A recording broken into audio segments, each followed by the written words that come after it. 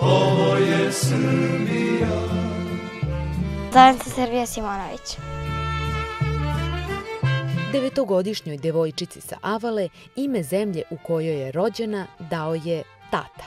Iako je u početku, kako kaže, njegova ideja bila samo šala. Razmišljajući o tome, sam došao do zaključka da je to u stvari jedno savršeno genijalno ime koje je sasvim normalno da bude u Srbiji, a u Srbiji ga nema. Ne zove me po nadimcima, sad jedna moja drugarica Đuđe, ona me zove Srba. Ili ti se to sviđa? Onako. Šta je zajedničko Srbiji vašoj i ovoj našoj? Obe su prelepe svakako, to ne može da im niko oduzme. I inatne su i prkosne i jake, samo im treba pustiti da im pravi karakter to ovlada. Imenjakinja naše zemlje završava 3. razred osnovne škole, odličan je đak i već nekoliko godina trenira kickboks.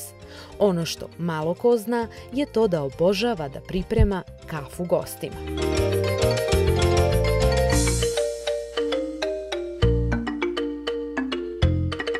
Evo izvoli. Hvala. Odlična je ova srpska kafa. Srbija je najstarija naslednica bračnog para Simonović, a roditelji su i za ostalu decu smišljali imena sa posebnom pažnjom.